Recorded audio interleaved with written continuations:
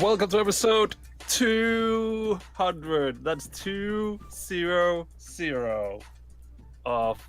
I don't even know. I don't remember the show anymore. That's how old the show is by now. We're all turning old and gray. We can't remember anymore. Well, I Speak am. for yourself, Marty. Speak for yourself. This is the Blue Recluse, the podcast about everything Blizzard, and it's Sunday, and someone didn't update the show notes. That's how professional we are after 200 shows. It's amazing. So it's Sunday. It's August the 12th, 2018. And maybe today, I have Tom Knight. Hello, I'm here. How does it feel? 200 episodes. Yeah, it's cool. I was just thinking about it before the show, and I was thinking back to that fateful day when I was talking to you in game. I think we were on the what's it called, the Timeless Isle back in Mists of Pandaria when that was current, and we were talking about starting a podcast, and just from there, and then sitting here today, we're mere hours away from an expansion launch, a new one. We're actually still on the Timeless Isle. That's how slow time goes there. It's totally timeless. But no, I just want to kind of quickly take this opportunity to say it's been a great ride with you guys, and I almost sound like I'm about to retire, but I'm not. Hopefully we're here for another 200, and it's time to get new hosts. I also want to say thanks to kind of the people that have been there on the journey. Like Michael was one of those people that was on the journey with us, and now he's on board with us, and I know there's quite a few people who have been kind of consistent people in our little community we have here as well. So thanks for helping us reach this milestone, and we'll try to get better. That's all I can say.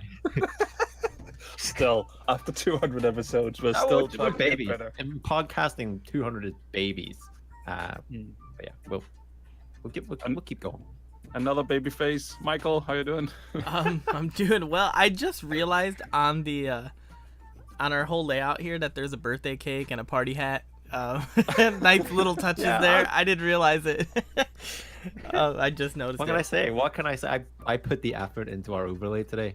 This is not just something I threw together in 5 minutes, Michael. This took 7 minutes. Basically, you were done eating dinner early, so you had 5 minutes spare. Oh, I haven't had my dinner yet. See, that's how. That's where it is. The cake started with no candles. He had to draw those on. There's a slice missing from the cake, so that's all I'll say. But yeah, 200 episodes. I mean, I started listening to the show. I don't remember when, but I started listening to it. I thought you were gonna say I don't remember why. That too. It was like a year or so before I even got on the show. So started off as a listener, and here I am just a few episodes later. Ready to go. Yes, let's bring it on. All right. Well, let's just jump straight into the show then. Get this boat on the sea. Here I come. I said something elusive. Stay a while and listen. Well met. You are not prepared.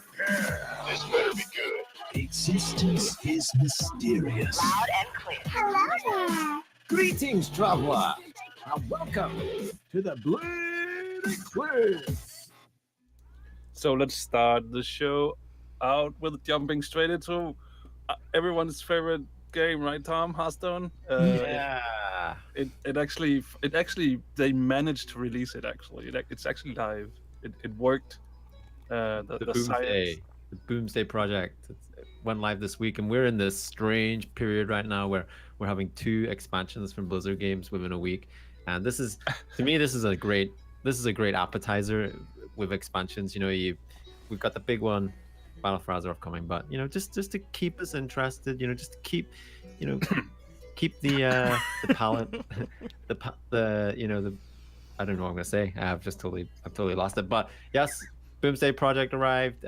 Some people rushed to log in to do the PvE stuff, which is not live for another couple of weeks. No.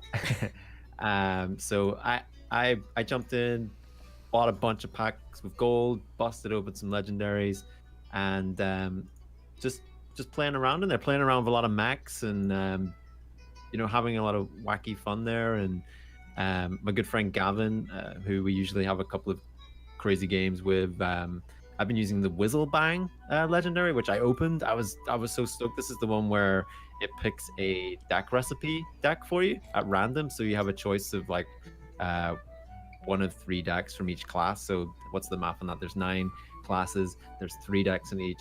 9 times 3. That's 27 potential decks that you could. Math. Oh, the math me, baby. Boom. That's why we do it. That's why we got to 200. 200 episodes. 200 episodes brought to you by Math. Yeah. So it can pick one of these decks at random, so you don't really know what you're going to get, and you also get to try out some of the new cards. And to be honest, I haven't really delved much into any other decks because I've just been playing this, and every deck I'm getting is almost it's different because I haven't played it enough yet. So I'm just taking it easy. Usually the first kind of couple of weeks of an expansion as well, tied in with a new month.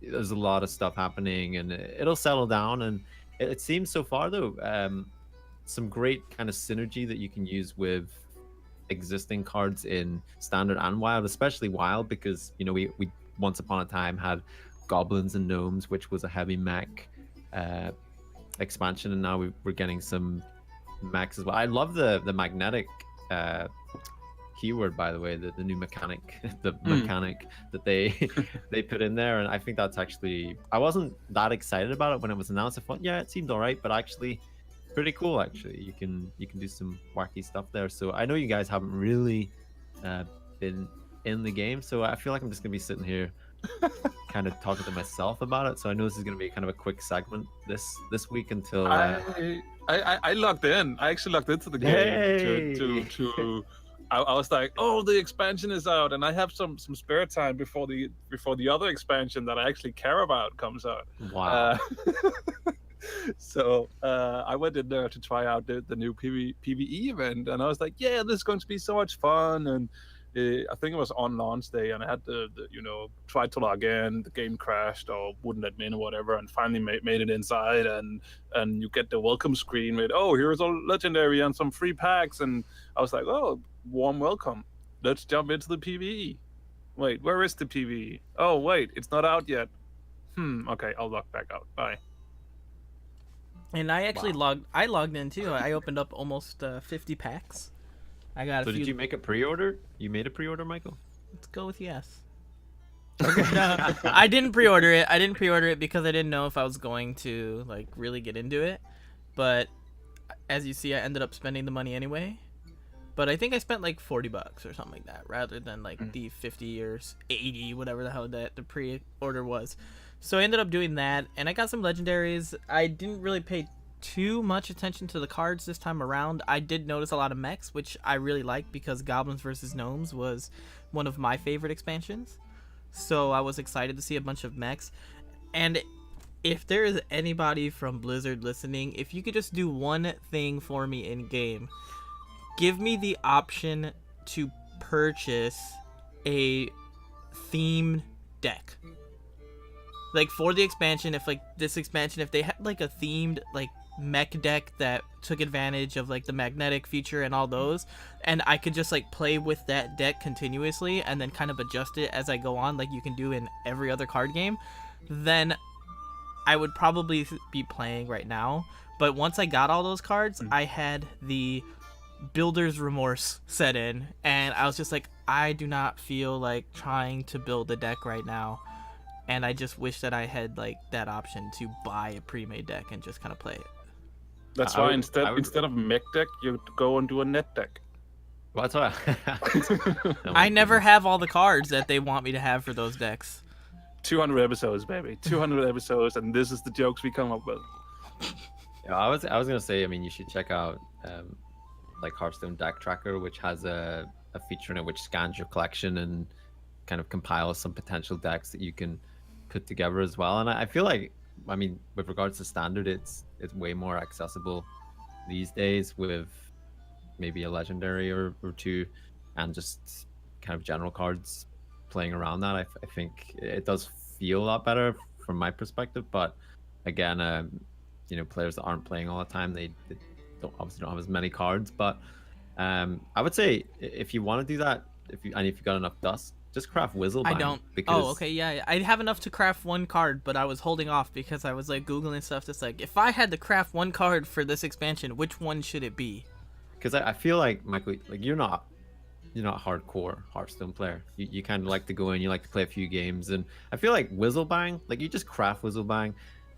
You have to go into your deck collection and you pick one card. It's Whizzle Bang. It's done. That's it. You hit done, and you go into play, and then you get given one of these. You know, how many did we say it was? 27?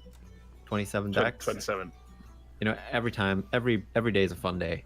You never know what's gonna happen, and you don't have to think about crafting a deck. And to be honest, they're not bad decks so far. I mean, I'm playing at the extremely professional and high rank levels of rank 22, but you know, it's definitely doing a job there. And it was gonna be something I was gonna craft, but I actually busted it open, and I kind of regret that I have, because I probably would have crafted a golden one, because you get a full golden deck if you craft this one golden card.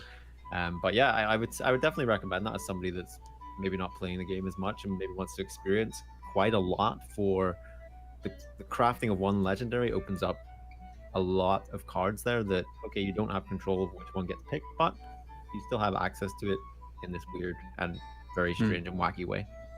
Okay. Yeah, I have to admit that this time around I've stayed away from. I know this is very unusual for me, but I've actually stayed away. Prepare the shock sounder, Marty. Prepare it. I have stayed away from actually pre-ordering something from Blizzard. Dead Because- What's happening? I Dead think game. the whispers of old gods have gone into Marty's head, and they're finally telling him, "Do not pre-order Hearthstone stuff." It's dead. Dead game. Bad Bro's gone. That game. No, I actually haven't this time around, because of how the expansions are back to back, like Hearthstone and World of Warcraft. I knew to begin with that this would not happen. I would not get into Hearthstone this time around, because that new expansion, I will be 100% on that bad boy instead. Yeah, but So, what have you been doing for the last week? Like, I'm just preparing staring for- at your I'm computer? preparing. I'm just been waiting, staring. just like you could have been playing Hearthstone. You could have been doing something productive with your time. You know what I mean? He doesn't know what you mean. I've seen the Discord. He's been playing some World of Warcraft. I've seen it. Yeah, he's I've been been- Oh, I in. know. He's been in a lot more recently. It felt like the old days, because I would look at my Discord and I would see Tom in Hearthstone, Marty in World of Warcraft. I'm There we like, go. But yeah. normal service has been But resumed. everything is back to normal. Yeah. Yeah. Before we move away from Hearthstone, I just wanted to give a quick shout out to a little post I saw on the Hearthstone subreddit, because, you know, usually the best thing, if we're being honest, the best thing about a Hearthstone expansion was Ben Brode doing a rap before it got launched. And, you know, unfortunately, Ben Brode no longer with us. He's not dead. Hey, don't be scared.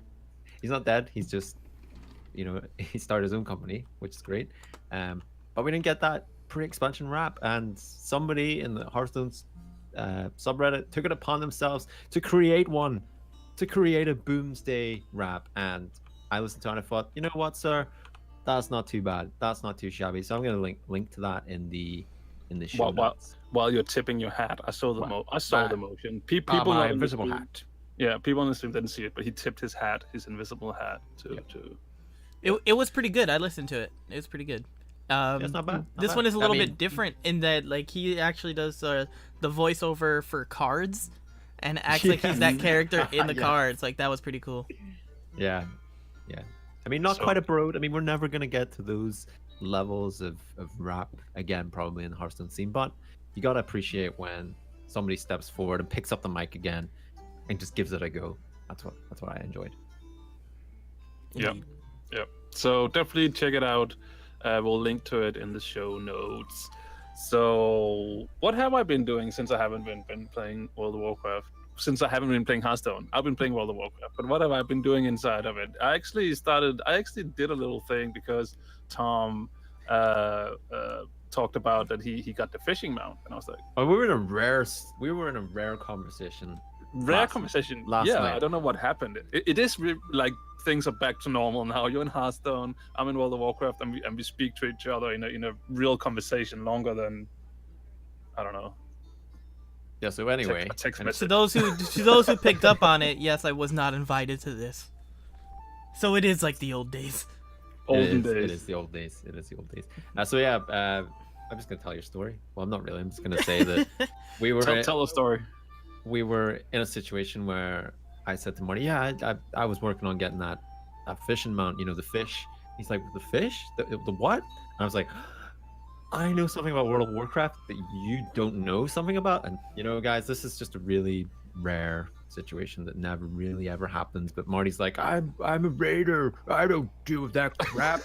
And now he's done with his raiding. You know, he's bored. He's looking for things to do. And I say, oh well, you know, you can fish for about 7 hours and get this mount. He's like, yeah, okay. And like, he could have been playing Hearthstone. But It first of all, it didn't take. I think we clearly stated early on in the conversation that we had that it didn't take 7 hours. okay, 9 hours. It don't take 9 hours. We calculated how long it would take, and I was right. So yeah, so I got a mount now, another mount. Under and the also- sea. And I actually went back today and fished a little bit more to get more of the drowned mana, so I could get some of the pets and other stuff as well. So I think I lag to fish up 200 more, and then I'm done. Yeah, so this is just to let people know, it's the Yeah. the wizard. What's he called? Margos or something like Margos, that. yeah. He's on like a floating island, just kind of like northwest of Dalaran. That's probably wrong. And you fish up drowned mana, a currency from the pool there, and then you turn it into this wizard guy, and you get reputation. And it takes quite a bit to get it up, but if you join like a fishing raid, fishing raids are a thing, guys.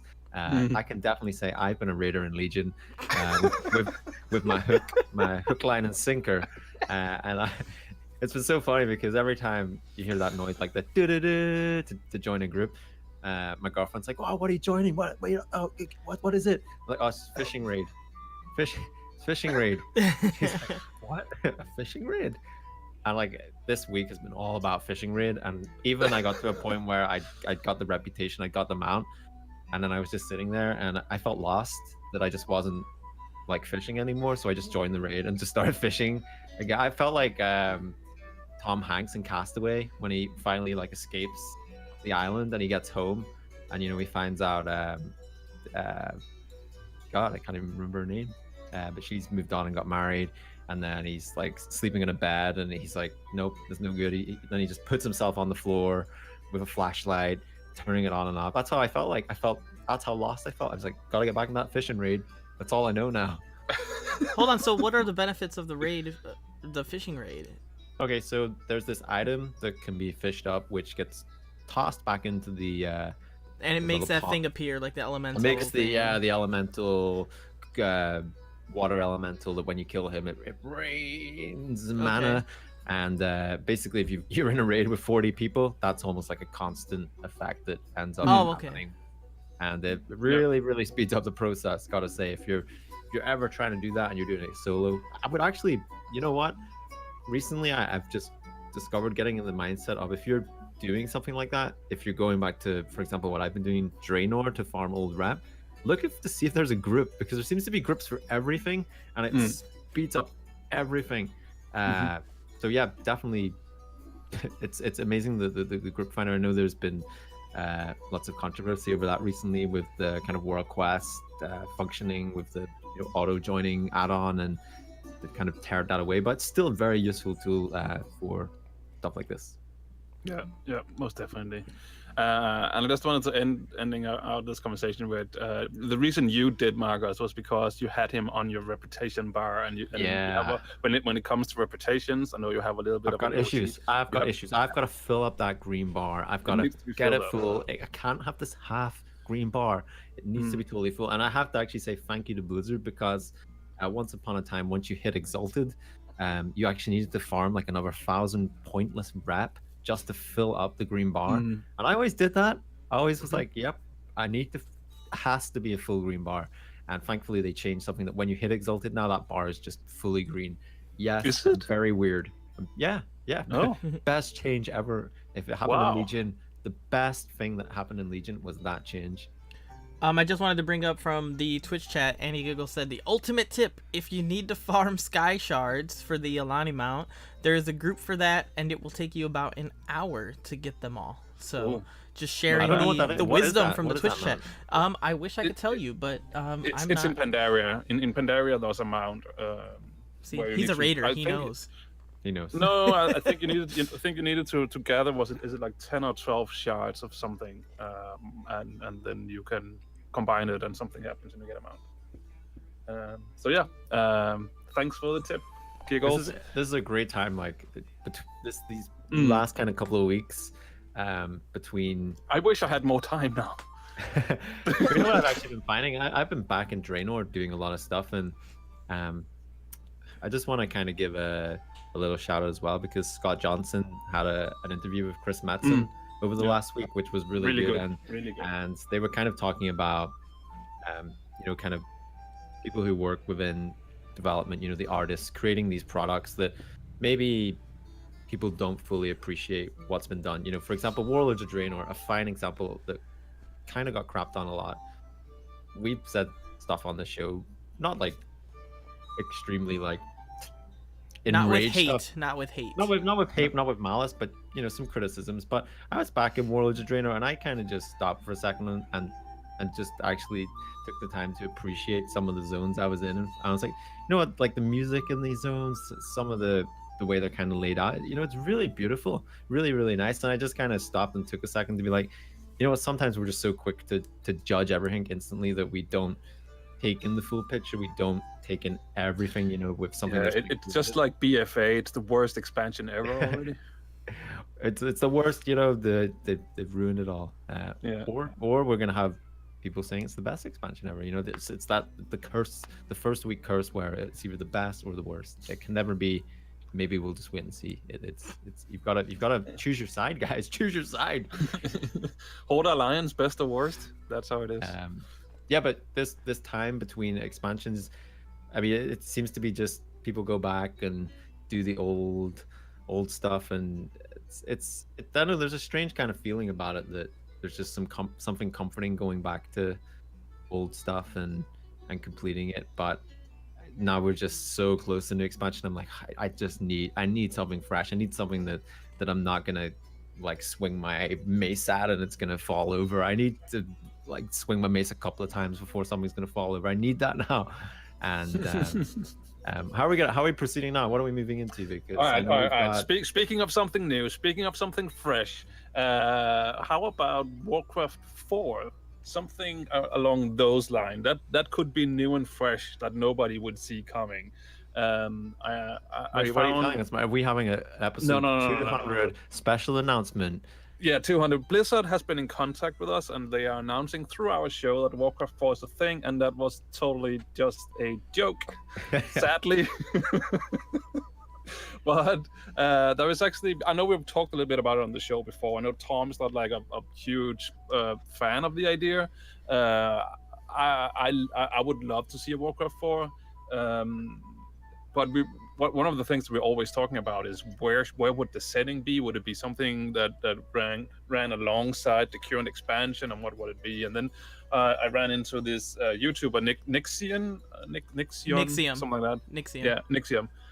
Who also has thought about this, and one of the things that he talked about that I thought was actually quite an interesting idea that I would, even though that we have played through it in World of Warcraft, I would love to go back and experience that again. And that was, for example, he said, what about creating Warcraft 4 around stuff that already has happened, but where you get the campaign mode, like the whole war campaign, where you are the one who control all the units and all the pieces around.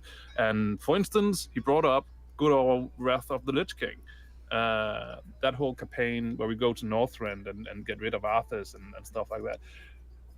Would that be something that would, even though we know the story, even though we know how it will end, would it be something you think would be interesting for you to play through as an RTS instead? Yes. Simply yes. I mean, of course, you can flesh it out so much more than you were able to do in World of Warcraft. And if you think about it, the big picture, a lot of people understand the story of Wrath of the Lich King, but not everybody was there in World of Warcraft at the time, and if you try to go do it in World of Warcraft right now, it doesn't have that same storytelling aspect that it did when you were doing it current.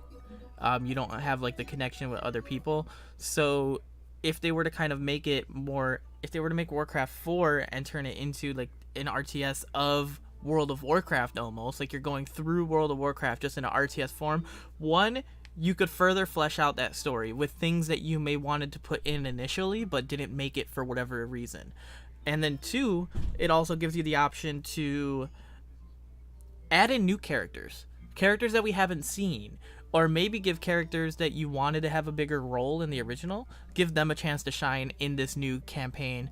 You get to see a little bit more behind the scenes, and I am actually a fan of the idea of possibly doing it where we don't do those big moments right there that we've already done, but rather smaller stories on the sidelines. Kind of like there was a Lord of the Rings game way back when. It was a turn-based game. I forgot what it's called, but instead of Lord of the Rings, something. Yes, you're halfway there. Congratulations. But you weren't controlling like the Fellowship, but rather you knew of the Fellowship and they were doing their thing, and you were controlling like your own party that was kind of trying to accomplish a different goal while they were doing theirs. War of the North, by any chance? I don't think it's that one. It was on the GameCube. Oh. Yeah, I know which one you're talking about, but it's not that one. This one was like a turn-based game. Okay. It was pretty basic, but it's the idea of you're in the world at the same time that these events are going on, but you're not a part of those events. You're maybe creating a diversion over here, trying to make it so that their path is easier. So I would think that like it'd be cool to kind of do like a side campaign to the larger one that's going on over there. Warcraft 4, Rise of Hogger. The story everybody's been wanting for years. Why is he wanted? You know, that's something that's never explained. Sure, you know, he's terrorizing Elwyn Forest, but maybe there's a deeper understanding we need to find out. Let's get to know Hogger. I don't want Hogger as an RTS. I want Hogger the story as a bloody Netflix series. You know what? We might even get like some sort of cinematic now, because I know I'm pushing ahead into what we're going to talk about next, so I should probably rein that back. But we know a certain, perhaps, orc gentleman may be sharing a cell nearby with Hogger. So maybe, you know, sitting there. I can confirm. Like, I'm in the beta. I can confirm. Just, you know, tell me a story, Hogger, and how did you get here? And there we go. That would be a scenario we could play through. I would love it if when you play through it, it will be something similar to Ant-Man, and when his friend is talking about events that already happened. That's how it should be told. That's you know, if that's in the expansion, it will be the best expansion ever. Blizzard should hire us. Blizzard should hire us to create their quests. Brilliant. But serious answer, like I think I kind of agree with Michael with regards to like side stories. I'm thinking more maybe kind of Caverns of Time-ish, where we revisit maybe battles of the past. You know, the battle for Hyjal, and you know, maybe just key moments in the history. We could even have it up to, you know, the battle for Darnassus and things like that there as well. You know, I think it would be pretty cool seeing these large scale events playing out in an RTS like that. And I'm thinking maybe, you know, kind of Warhammer, like Total War kind of RTS, where you've got these mass amounts of troops and just seeing the actual impact on a zone. I feel like you could really portray, you know, that feeling of war, that feeling of Warcraft, more so. And I think if it took a bit of a different twist where, you know, it was focusing on that impact of how that plays out, because we know it's hard for them to show like battles in World of Warcraft unless it's, you know, with a cinematic or something like that there. That it's hard to show that in game. And I feel like perhaps if they utilize a Warcraft RTS like that, it could happen. But if I'm deeply honest, it does seem like something that's not, it's obviously got to be on a bit of paper somewhere in Blizzard HQ, but it just doesn't, I don't know how they make that fit anymore with just World of Warcraft on the go. It just feels But They there's would so have many. to be a little bit There's different. so many. If Blizzard did this, it will. Everybody would buy it. Not everybody, but a lot of people would buy it. I think there's so many people among the community who wants a World of Warcraft RTS. So if Blizzard decided to do it, it would be an instant hit. So I think I think they should look into I think they should look more into how they could do this. I saw a comment on Nixium's video where a lot of people are, of course, like, well, this genre's dead and blah, blah. And somebody's like, the genre's dead because it's waiting for Blizzard to create Warcraft 4. Warcraft 4. Warcraft. Yes, words. They are very difficult. But one thing that I like about RTS is that while in World of Warcraft, you're the hero, you only see your hero's perspective. And I love the idea of, like, panning that camera back and seeing everything and being able to control everything. So it seems like people who really enjoy RTSs are the ones that kind of became like officers and guild leaders in World of Warcraft, because they don't just worry about themselves, they focus on everybody as a whole.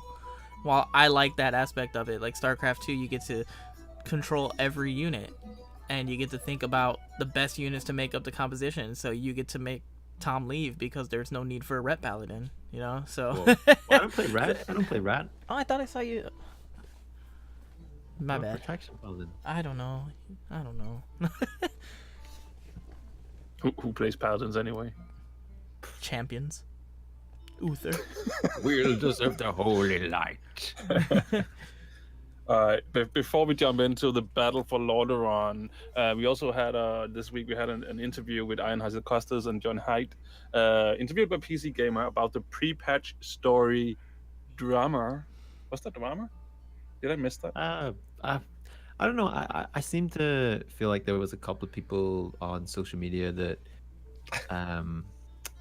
weren't happy about certain events that are happening before the expansion, but I think it was about 2 people. There was a small rumbling. Yeah. A small group. Okay. So and they basically just confirmed, I think, everything that we sort of figured out later, that all this has been planned. They planned. No, they planned. They planned it. They did, Tom. It's not like they're just destroying your favorite characters and then don't do anything else about it. I thought they just wrote loads of ideas down on paper, put them in a hat, and then every Monday morning during the team meeting, they go, right, let's take 3 of these and we're right. Oh, Sylvanas is going to burn down a tree, right? Let's make a video this week. And Surfang restores order, or restores honor to the Horde, does that say? Right, let's make that cinematic this week. And Zappy Boy, what does that even mean? I don't know. Bill, can you do something with this? So yeah, that's how I thought it worked. Blowing my mind, Marty, that actually there's some sort of structure and organization to a massive gaming company. Wow. Actually, one thing, because we already did bring up the interview with Chris Metzen, and what they also said in this interview, slight spoiler alert, to the interview, not to the World of Warcraft story, is that that's actually one of the last things that he worked on while he was still there. The cinematic for Battle for Azeroth. So, and that's like 2 years ago. So if you think about that real quick, then that means that right now Blizzard might be working on 10.0.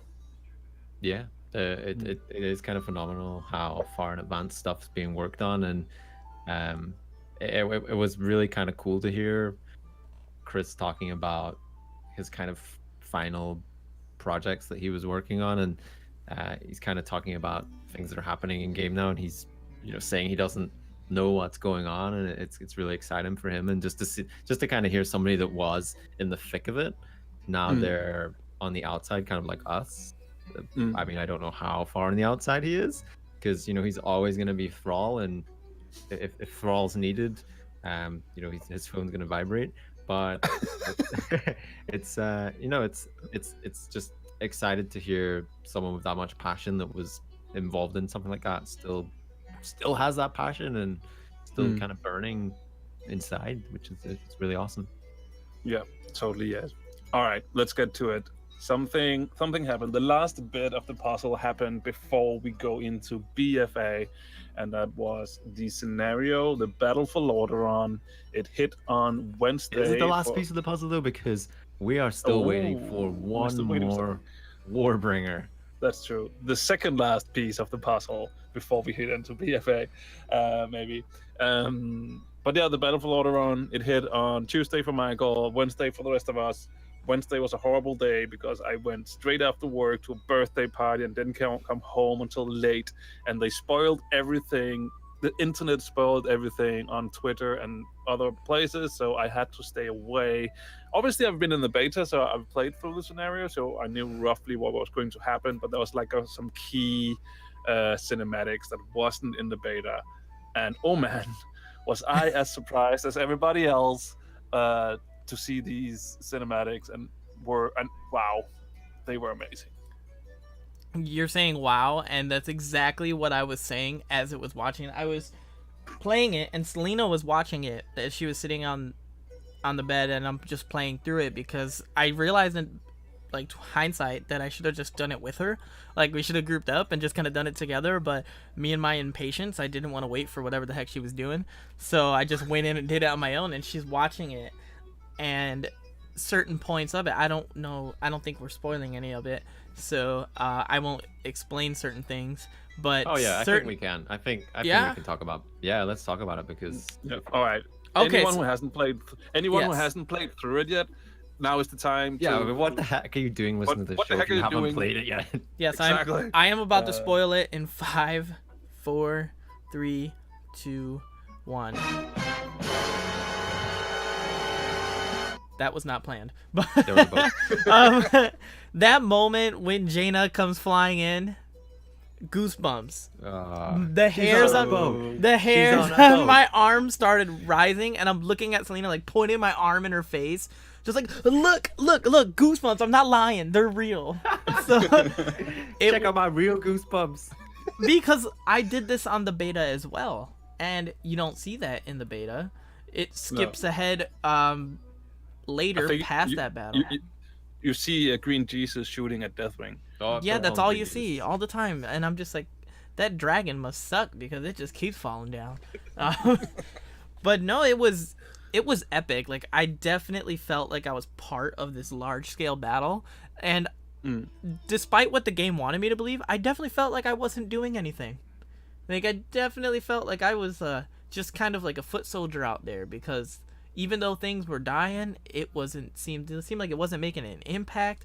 Sylvanas was just destroying everything. She did not care about anything. But Jaina stole the show from me until the end. Mm-hmm. Until the end.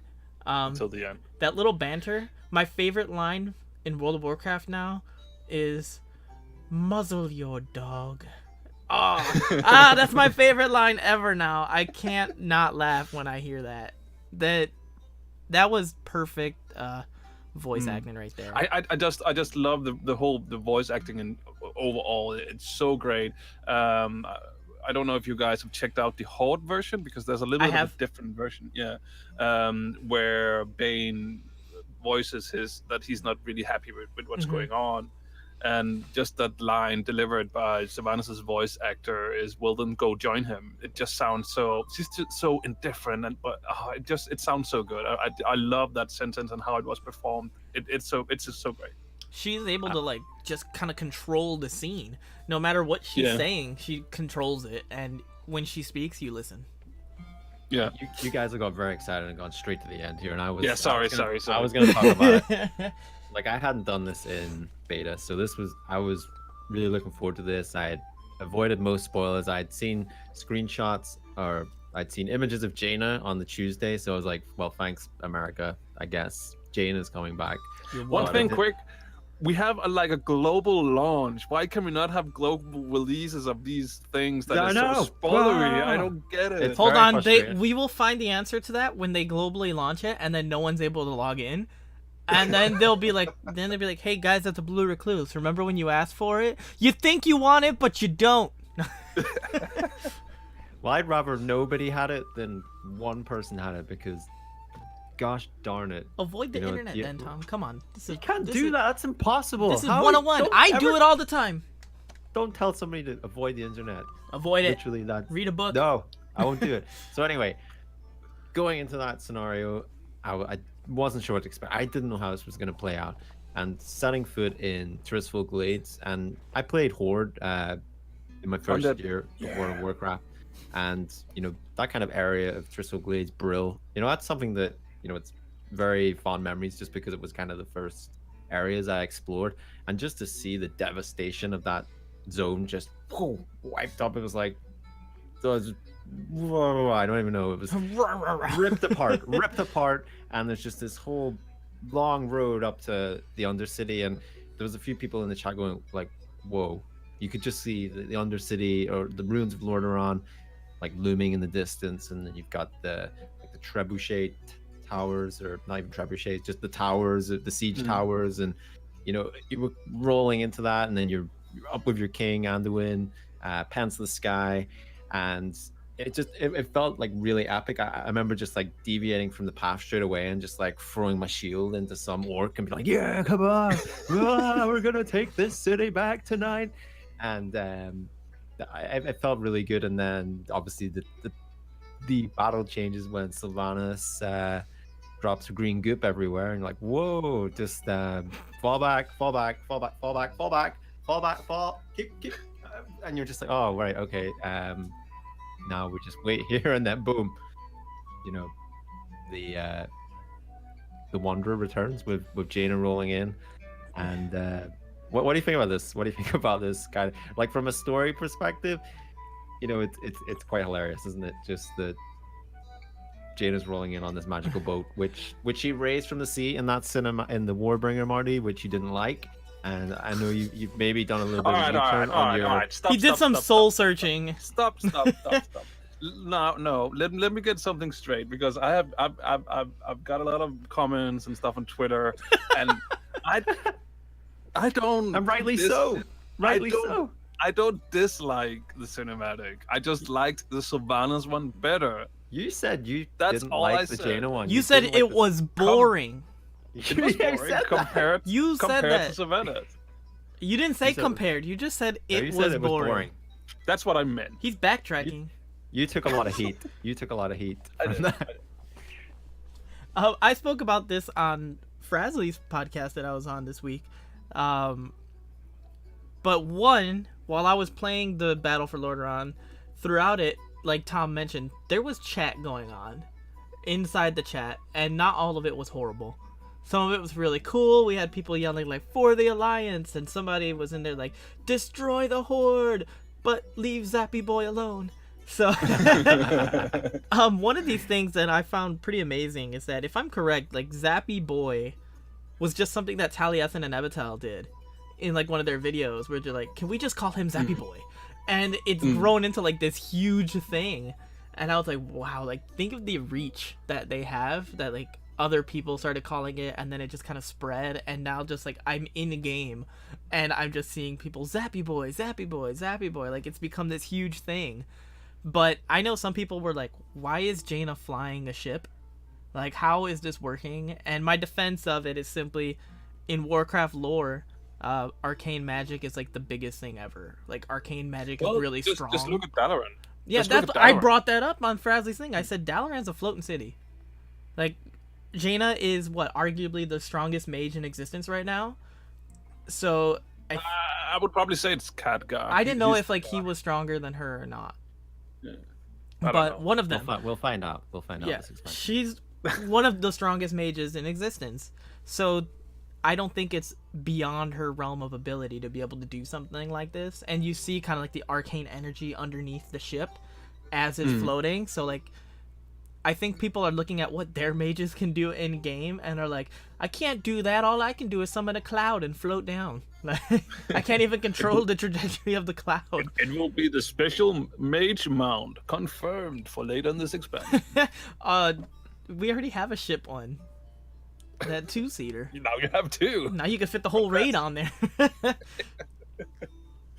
It was quite interesting, the fact that there was all this hype kind of rolling up to the Undercity, and then Sylvanas unleashes her plague, and then Jaina rolls in and pretty much just wins that part of the battle. It was just like, oh, thanks, Jaina. I mean, you went AWOL when we needed you for the Legion, but you've turned up just at this perfect moment. I'm glad you got the memo that we were heading over here, and Carrier it was going to be to show up. But I mean, you can look at that really closely and scrutinize. Oh well, I mean, that's just perfect timing, isn't it? And if it wasn't for Jaina, the Alliance would have been wiped out, and it would be a pretty crappy expansion if the Alliance were wiped out now, because it's just like you installed a new expansion and the credits just roll because there is no battle anymore. The Horde won. I had a few comments as well on that during the week on Twitter, where someone said that where was Jaina when the tree was burning? And I mean, you have to look at it as one big world. You don't know, you as a person in our world don't know what's happening. They don't have the internet. No, then they don't have the internet. That's correct. No, so it's just one person, so she might not even have known that this is taking place. Her timing is great though, and someone else also mentioned that it felt bad as a Horde that all this was happening, that you felt like you were winning, and then she just comes in and swoops all that away. And to that I can only say, well, you should try to be Alliance, doing the quest line that up to it, that no matter what we did, we got pushed back to Teldra's Hill. So I feel like it's pretty balanced. The quest line so far has been pretty balanced out with what is frustrating and what's nobody's happening. ever gonna win though. All right, nobody's like nobody's it's ever gonna win. It's the Diablo conundrum, right? How can you have a Diablo game if you kill Diablo? Oh, you release him at the end of the next expansion again, right? That's sort of like how it happens. It's like when you're in the pursuit of Sylvanas Windrunner, you're not gonna catch her, and when they finally kind of caught up with her and she's sitting in the throne room, Anduin busts through the door, kind of Arthas style, in Warcraft 3, which was a really, really cool nod, I thought. And just that scene, my heart was starting to pound because I'm like, I don't know what happens here. I probably know that Sylvanas is going to get away. This is not going to end very well. But when Sylvanas and Anduin are just like face to face, I'm just like, my heart stopped for a second. Just in that moment, there's just this little bit, this pause, and you're like, what's gonna happen? And then Sylvanas is like, what was her words? I just know she says, "You've won nothing." And like, then she turns war mode on and dips. Yeah, she's through the ceiling, and she's out of here. And I actually want to give a great nod to Taliesin, who does a great breakdown of the whole Battle for Lordaeron, which he goes into some serious detail about kind of connections between everything leading up to this. And I don't want to like sit here and talk about the stuff he said because it was absolutely phenomenal, the detail he went into. But just kind of like, but one thing that I really liked as well that he pointed out that I actually hadn't thought about was that Sylvanas has planned all this, and technically she wins the battle, right? Because everything she has planned actually sort of works, except that there's one wild card that she didn't predict, and that's Jaina coming back and saving the day, not just once but twice, because she blows back the blight and she teleports them out towards the end as well. So yeah, and Selena makes a good point as well in the chat, that when they're talking about the burning of Darnassus, like Jaina gets this strange look on her face, as if she didn't know that had happened. So which is also quite confusing, because then how did she know like this was happening? Maybe she'd heard that the Alliance were hitting the Eastern Kingdom. Yeah, and then she was like, well, better get my boat and sail on over there, and catch up with my old blonde boy over there. But yeah, my favorite nephew. One thing about, you said the strange look on Jaina's face, I want to bring up is her character model. I can't say I'm a fan of. I don't know what it is. Like, I'm not saying that it doesn't. It's so good. No, I mean, maybe compared to like what it was before, but I don't know. I love it. To me, her face kind of looks like she put on too much makeup, and it looks fake to me. Like, I don't know. It just doesn't, like, when you look at Sourfang or something like that in the game, it just feels like it fits, while Jaina's kind of feels, I don't know, it just feels a bit out of place for me. Maybe I've been looking at Hearthstone Jaina too much. I don't know, but I think the Jaina model looks so good. I mean, did you see the Southend model in the cinematic? He, like the way he looked at Sylvanas and everything. It looks so crap compared to, in my opinion. I don't know. I guess I'm just not a fan of like that art style too much, or I don't know how to put it into words, but for something about I wasn't feeling it. Maybe it's because of like all the things that they have been doing and the way that they have like drawn her in other things. I like those, and then when I see the character model, I'm like, Jaina looked cooler in the Jaina video. You know, well, why can't we get that Jaina? Why can't we get this other Jaina? But I really like this Jaina. I like her new. I love her new model and her standing up on being badass on this ship and just standing there and turning it. It looks so great. Yeah, and she's wearing her like Kulturist necklace, as if to say like I know where I'm from and I know what I have to do now. Tom brought up the blight that she was using, like Sylvanas, that had like all these things planned. If you really want to see the impact, definitely go back and fly over the Undercity. Like it, but don't get too close. No, don't get too close. I landed in there. I went on there. And I took off again because I was dying. Yeah. But I mean, it actually, like, how is that area going to recover, like, ever? Because it's jacked up. We'll know in 9.0, I guess. It's not like the tree where you just see it in the distance. Like this, you can actually get up close and you can see it. You can see like undead soldiers, like a little bit left over, like just kind of like roaming around. I was like, oh my god, this is epic. I was on a call with Marty at the time when I was doing it. So I thought that was okay. cool. One last thing before we get out of here. I want to bring up something else though. Okay. I have one last thing before your one last thing. Wind patterns. Two last things. If you want to see something a bit interesting, go back.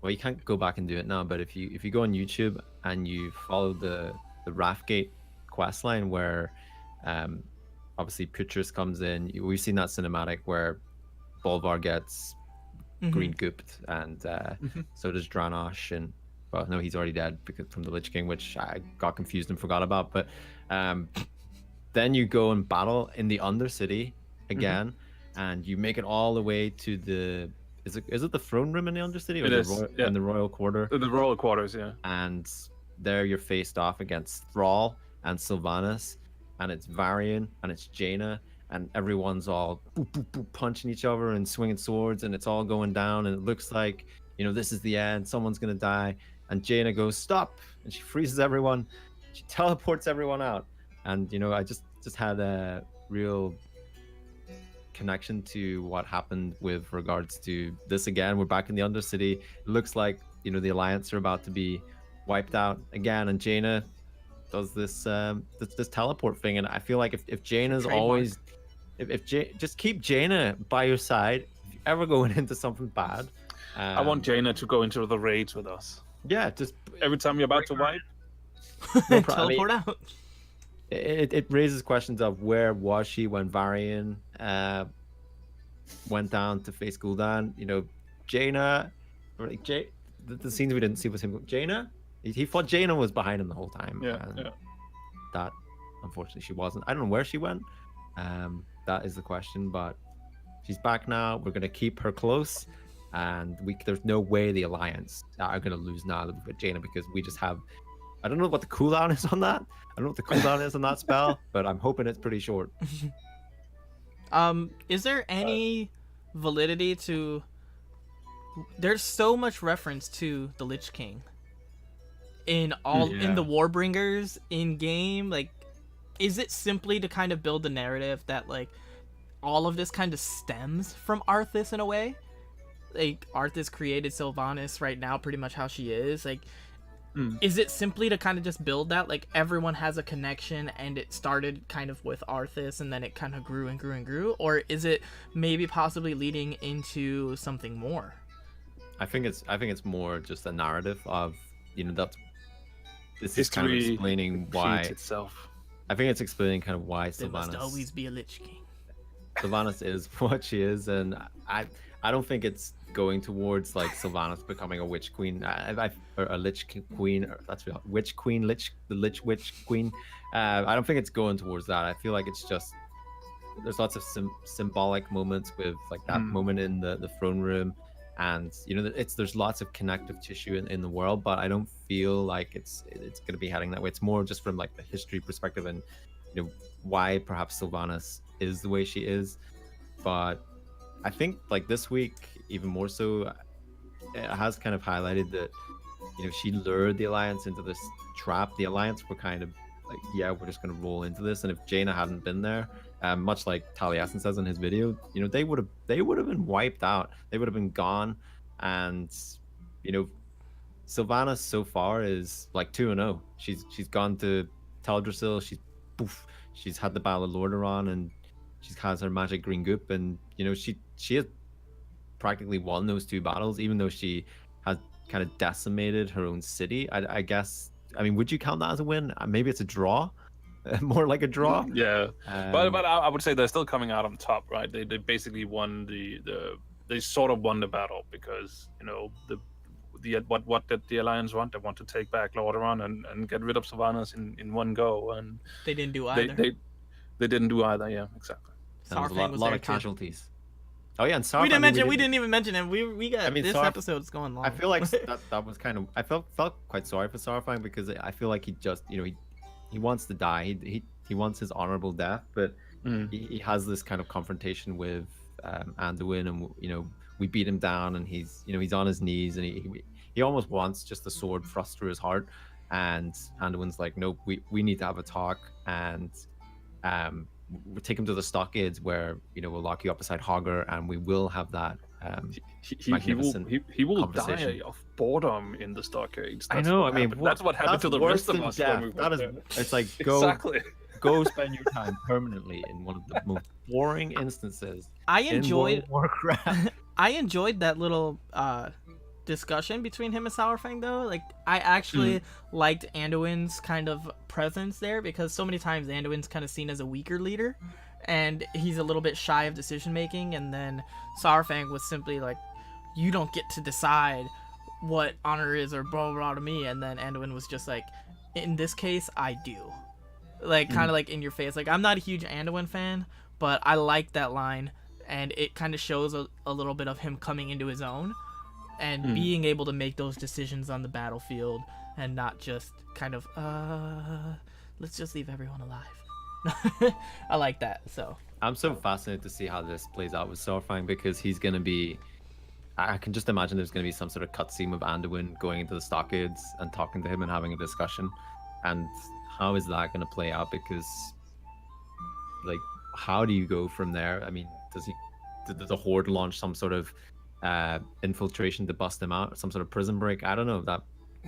Actually, no, I won't spoil. I played him on the beta. Marty, I had that discussion with Selena too. Yeah. Okay, Sylvanas. All right, here we go. Selena's saying Sylvanas fell, her city fell, her people fell. I'm not sure how that's a win. Well, her people didn't fall. Her people didn't fall. If you play through the Horde version, then they actually evacuate the city. The people is not there anymore. Sure, her city fell, but that is actually a known war tactic, that you burn your own ground to get rid of the enemy. Scorched earth is the tactic that she's using. You don't want them to use that as a base and continue to be able to supply closer to the line, so you get rid of that area completely. Exactly. So I would definitely not call it a win per se, maybe, but I still think she comes out on top. When you look at it in terms, she was in an airship. When you look at it in terms of the Alliance's goal, which was to retake Lordaeron and eliminate Sylvanas in the process, Sylvanas ends up winning because, one, she makes it so that the Alliance cannot take the city. Two, she gets away.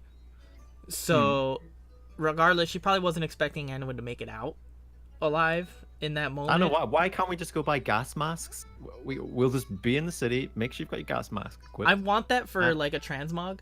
I just want to like get like a go out there with that. Like the undead came out like with the flamethrowers and the gas masks on. I want that. Yeah, the spewers just. Also, a little fun thing as well. If you've played the Horde side, when you played the quest line that led up to the burning of Teldrassil, you actually go to Ashenvale to take over some of the cities there before you actually go towards Teldrassil, and you actually do a quest. And in this quest, you have to take over a town, so you kill the guards, but you can also optionally you can kill the civilians as well. And again in Lordaeron, in the Battle for Lordaeron, when Sylvanas does the blight thing, you have two options. One option is to just get a gas mask and then you go heal your own down soldiers so you can save them, or you can get a blight sprayer and go crazy. I didn't know that morality part. choice. I didn't know that part because I did it. I did it on beta. Yeah. I haven't done it. Michael looks this like one. a spewer. I reckon he went straight for the spewer. Wow. Spewing everywhere, just Just destroying everything. not even thinking about it. It's like, nope. All Just- right. Yes. Oh, I know I said one more thing, but Yeah. do you guys have any predictions of what the Ashara Warbringer is gonna bring? Because I have this feeling this is just from things I've read. It's gonna cut to like Ashara. She's gonna be talking to somebody, and she's gonna be in somewhere, and then she's gonna open this like cupboard, and Sylvanas is gonna be in there, like gagged and tied up. And we're gonna find out that Zoth like took the form of Sylvanas and is running around causing Scooby-Doo. mayhem. Just oh my goodness. Maybe Anduin's in there tied up as well, and he's some sort of old god manifestation right now, and we're being ruled by these corrupted beings. That's right. Alright, It was alright. Nathos all along. Oh, that's He would have got away with it if it hadn't been for those pesky kids. All right, I know we hit 1 hour. It's time to end the show, but I just want to go to something completely different. It's not in the show notes. I don't understand why it's not in the show notes, but I want to quickly spend 5 minutes on the subject, and that is that we actually got an official update from the Diablo camp. We got a Yes, I we got a forgot about YouTube video with the community manager saying that we have multiple Diablo projects in the works right now. So don't you worry, and we will release more information later this year. BlizzCon, we're getting a Diablo announcement at BlizzCon. We're getting a Diablo announcement, but what do you Called think? What do you think it is? Is it Diablo 4? Some people are talking about Diablo on Switch, because they're talking about multiple projects, so that could be one of them. What do you guys think? Just ending the show here really quick, Michael. Any suggestions? What do you think? I think it's Diablo 4 as well as Diablo mobile game. I don't know what that entails, but those are my two predictions: Diablo 4 and some form of Diablo on the phone. Okay. Yeah, I'm thinking mobile. I've got this strong feeling it's something mobile, and I know there's kind of rumors of classic Diablo 2 remaster that could be something, but oh my goodness, mobile. I just have this thing in my head. It's something mobile. It has to be something mobile. A Switch is mobile. Well, that's true. I'm going to count that as a win if they announce that. If it's on Switch, I just hope that it's not Diablo 3 on Switch. If it's Diablo 3 on Switch, then to me that tells me that Diablo 4 is, even if they announce it, it's not in our near future. Because why would you release Diablo 3 and then say like, oh, in a year Diablo 4 is going to be out? I don't think that's enough. That's enough time to really market that very well. So if they say Diablo 3 on Switch, then it's going to be quite a while, I think, still for Diablo 4. Yeah, and personally, I think I would probably be a little bit disappointed if it was Diablo 3 for Switch, because that means that there's, as you said, Michael, they're still doing... They're doing the Skyrim thing, just release it again. I feel like if you wanted to play Diablo 3, then you've already played Diablo 3. Yeah. I mean, it could. I've played through it both on PC and PlayStation now, so I've done my part. Well, you just need to play through it again. I feel like I the don't- whole I'm not- if it's mobile and it has a Switch release as well, I feel like that makes a lot of sense, and it's maybe a new version of Diablo that we haven't seen yet. And I mean, I hope it's something new. I hope it's not just it's Diablo 3 or it's Diablo 2 remastered. I hope it's something fresh that we can get our teeth into, because it's about time. It's about time Diablo got its love, and it was good to hear this video just to say, like, you know what, guys, there's multiple Diablo projects being worked on. Just kind of hang in there, and they're keeping it kind of updated with its seasonal stuff. It's still going, and there's still people out there that love Diablo, love how that plays, and can keep jumping back into it and getting their grind on. But I think we are getting kind of close to the time where maybe it just needs this injection into the franchise of just something a little bit different as well. But it's very exciting just to hear that there is stuff being worked on. Yeah, exactly. I was very excited when I saw it. So I think we can probably almost with certainty say that we'll hear something about Diablo at BlizzCon. Or Gamescom. Yeah. Or Gamescom. All right, I think that's it. Let's get out of here. The show has been long enough for this week. Episode 200 done. It's amazing. In the can. Lost orders! Lost orders! And here we are. Episode 200 done. How do you guys feel? I feel like we could have done even more with it. Like, the conversation is not over.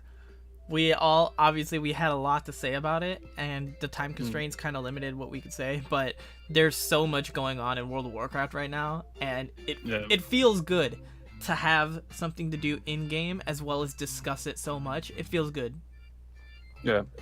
I know we also had an email from Alessandra, which we're not going to have time to go into, and I know she wasn't too happy with kind of how the Sylvanas thing played out with the burning of the World Tree, and I know that was kind of before perhaps the Old Soldier and the Battle for Lordaeron. So I'd actually be interested to hear from her again if her opinions change, because I know a lot of people's opinions kind of have been swinging around over the past couple of weeks. Emotions have been high, and there's a lot of faction pride and passion, and it's all building up inside, and it's been great. I think it's been great. This has been a great pre-expansion from the perspective of just story and discussion. The stuff that's happened in game, it's been okay, not mind-blowing, but the stuff that's happening outside of the game with just the discussion, incredible. I love it. I love just how many conversations I've had with so many people from around the world of Warcraft.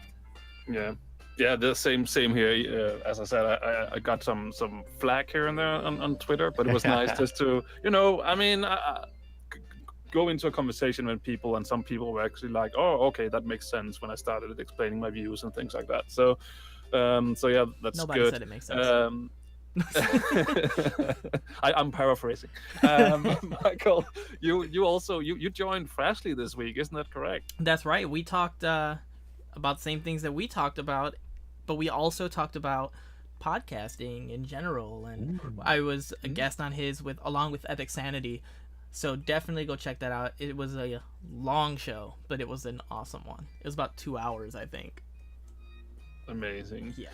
Also, if you're interested in World of Warcraft and maybe a little bit more on the raiding scene, I just want to quickly tell you to go listen to the episode with the Raiders Confessional last week. I'm part of that show as well, and we talked about we had a guest Super Cat from Ask Mr. Robot. Some people might remember that website from back in Pandaria when we had Reforging, and they're doing some pretty cool things with Ask Mr. Robot for Battle for Azeroth. So if you're interested in raiding, or maybe just optimizing your character a little bit more and do some good deeps or tanking or healing, go over there and check that episode out and hear what they have in store for us. It's I have a final announcement as well. I'm not done with the announcements. But you're not done? No, but let's you have an announcement. Well, I'm just gonna say, if you enjoy the three of us podcasting, just hold on to your seats, because something is coming. Something is coming that's not the Blue Recluse. But I just need you to be patient and hang in there. He's speaking to me because I want to get it out already. We've got something we've been working on for quite a while now, and it's almost ready to burst out of the whatever it's going to burst out of. The cocoon. The cocoon. The butterfly's going to fly. All right. And the last thing I just want to say, because we already brought up Presley, and that is that this week, after I'm done leveling to level 120, I will be on the Presley report as well, and we'll probably talk about leveling, the experience so far, and I don't know, whatever Presley has in store for us. But yeah, we talked for a long time. We do. Yeah, that's what we do. So stay around, because after the show, we'll have the fresh report. Let us know your thoughts about anything we talked about on this episode, or if you have your own questions, feel free to contact us. Tom, how do people do that? You can email the show at thebluereclusepodcast@gmail.com. Find us on social media, Facebook, Twitter, Instagram. We're also on YouTube, the Blue Recluse. Come on over to our Discord, thebluerecluse.eu/Discord. We're lots of talk there. We opened up a few new channels just to post spoilery stuff if you don't want to have your spoilers thrown in your face. We love iTunes reviews. We also love the people who are supporting us on Patreon over at patreon.com/thebluerecluse. Find all that information and more. BlueRecluse.eu, BlueRecluse.com. It's all there. Just go there. It'll be fine. Okay, Bye. thank you so much. Thank you. Bye. And thank you for listening to 200 episodes of the I know. You're the best.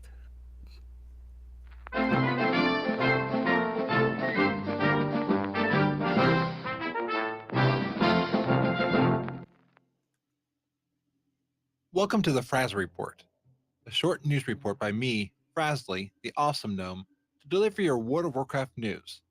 I come to you from outside of the ruins of what was once Lordaeron and the Undercity. There are certainly a lot of shoulder pads around me. No bodies or anything, just many neglected shoulder pads. They look like armor the Horde would wear. Very weird. It has been a wild week. Last week, we saw Teldrassil burn during the peace rally in Darnassus. Some listeners to the report said that the song caused the tree to burn. I want to set the record straight. It was Sylvanas' fault. Sylvanas will pay for what she has done. Thank you to Tosh Mifune from the Halfway Report for continuing the broadcast last week. I was in a rush to get to safety and help as many as I could get out of the city. It was nice to finally meet Eamon after hearing them on your broadcasts. I'm glad that his report got to you using my engineering skills. Sometimes, though, it blows up in my face, but thankfully it doesn't explode on purpose like goblin technology tends to do. Goblins. Anyway, back to my report. Today I was summoned by my king Anduin to meet them in Stormwind. I guess I didn't read the courier's note accurately, because I ended up going to Stormwind Keep. I walked in and Anduin wasn't anywhere to be found. Unlike the earlier summons, when the Legion invasion began 2 years ago, I walked in and he was right there. You know the other weird thing? I didn't see a servant. But Ed Laura was there and kept insisting I was getting his name wrong. Finally, he gave up arguing with me and told me that Anduin had asked to meet me in Stormwind Harbor. I rushed on over to meet the king. Once there, I was amazed at how King Anduin wasn't crying over the loss of our former king like he was the last time we met. But he was standing in front of us with a confidence that I have not seen before. I feel like he must have been emboldened by something that happened recently. I bet there is a tome on that, which would absolutely be a golden read in the history of Azeroth. Once I stopped staring into his eyes, I realized he had been audible for the past 5 minutes. He had been trying to tell me about the upcoming plan to lay siege to Lordaeron. I jumped at this opportunity to take revenge on the Banshee Queen and what she has done to the Great Tree. We set sail for Lordaeron! Well, after I picked up 4 suitcases from a vendor in Stormwind, who surprisingly told me that he hoped I'd live to be 1,000 years old. Gnomes tend to live to ripe old age of 400 to 500 years old, depending on factors like nutrition, how many steps per day they get, and other stuff. But 1,000 years would be amazing! Once there, we began the fight towards Lordaeron. This was an incredible battle. I saw so many leaders of the Alliance. Gen Greymane, Mechatork. I even saw a very adorable gnome by the name of Field Marshal Cogspart. Oh dear. If Addie ever returns my Battle.net messages, I hope she doesn't know that I was attracted to another gnome. Oh gnome, I'm getting sidetracked again. It was hard to keep up with everything that was going on today. I kept jumping around, trying to attack, but not get stepped on by bigger players. At one moment, we were nearing the gates, about to crash into them like a wrecking ball, until Sylvanas appeared on the parapet. She said something which I didn't catch, as I was just seething in anger at her. All of a sudden, my fellow Alliance are running towards me, screaming, yelling, and thankfully one Draenei picked me up and carried me as this green mist started creeping toward me. My friend Silverbolt, who is here as part of the branch of the Alliance army called the Worgen's Howl, told me that it was the Blight. It's the same plague that was cast onto the city of Gilneas. We all thought everything was lost until out of nowhere, Jaina Proudmoore showed up in a flying ship. I mean, this wasn't an airship. This was a ship that was on the water, or supposed to be on the water, but it was flying by the power of arcane magic. Jaina is awesome. Thanks to Jaina, she used one of her amazing powers to take out the creeping blight. To top it all off, she used arcane cannons to take down the wall. With this, we rushed in and battled. We kept attacking and fighting our way in. Finally, we neared the entrance to what I was told is the throne room, the place where Arthas changed history that fateful day. As we got closer, leaders of the Alliance walked through the door. Things were calm for a bit. Some of us started playing Hearthstone. I kept losing. Not good at that game. All of a sudden, people started yelling and running toward us and saying, "Run! Run!" The blight started creeping all around us. Thanks to another Draenei, I was picked up and carried out. My legs are short, so I can't run that fast. And Heroic Leap was on cooldown. I didn't have the Heroic Leap cooldown talent selected. We left and got to a safe distance away, and that is where I join you now. I had to record the events of today, as I feel this will be remembered for centuries to go. It has been a wild past few weeks. Just as we put aside the fight against the Legion, everything went chaotic. And you know what? To top it all off, I have found out that the Undercity and our Nasus locations of Varco Pizza are lost. One is burning, and one is covered in blight. The health inspectors probably won't let them open for a long time. Curse you, Sylvanas! I was hoping to get a piece of pizza after this event. Now I have to hearth all the way back to Dalaran just to eat a piece of pizza? Ugh! I wonder what is in store for us here in Azeroth. Something tells me a storm is brewing, if it isn't already here. Good thing I pre-purchased the expansion. Stay tuned for future broadcasts of the Fraser Report. Until next time, be awesome. This show is brought to you by Dragon Powered Studio. Find more at dragonpoweredstudio.com.